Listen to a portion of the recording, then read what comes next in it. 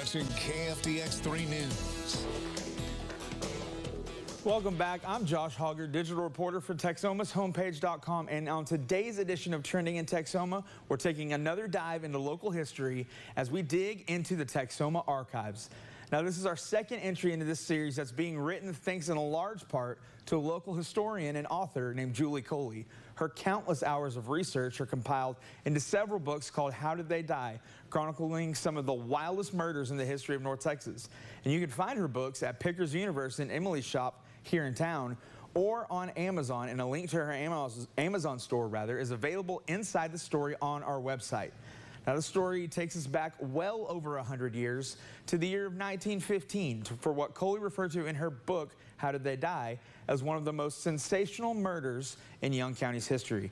It took place outside the Young County Courthouse after a former Young County Judge E.W. Fry was charged with forgery following his election to the State House of Representatives. So naturally, the Young County Commissioners were concerned that Fry would attempt to steal or destroy the records of his crimes. So they hired two special deputies to patrol the courthouse grounds, Riley Dollins and George Thomas Cherryholmes.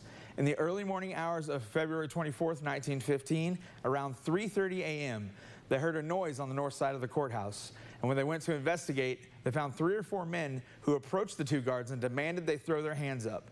Now, according to one account, Cherryholmes responded, "I'll never throw up my hands," and began shooting.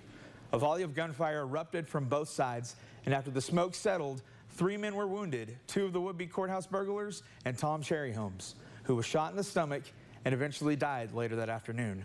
It was later revealed that the group of men consisted of the former judge himself, along with his brother, E.W. Fry's brother, Pete Fry, who was wounded in the shootout, and Pat Carlton, who was killed in the gunfight, among others. Now, that trial was quickly relocated to Wichita County, where the jury returned a verdict of not guilty after only 25 minutes of deliberation, acquitting Judge Fry and his co-conspirators of killing Cherryholmes. And although former Judge Fry was eventually sentenced to prison for forgery, Governor Hobby issued a pardon, and he never served a minute of time behind bars. The justice was never served for Cherryholmes, who was a well-respected community member, but he never was forgotten by the people of Young County. A monument was erected on the south side of the courthouse, and it reads, "In memory of Tom Cherryholmes, who died defending the records of Young County." And there's plenty more details inside the story over on Texoma's homepage, including testimony from the trial and more information on the charges against that former judge. Now, of course, you can find all the stories that are currently trending in Texoma over on our website, Texomashomepage.com. Make sure you're following us on Facebook, X, and Twitter to join in the conversations. And if you want to see the stories that matter most to you first, make sure that you have our app.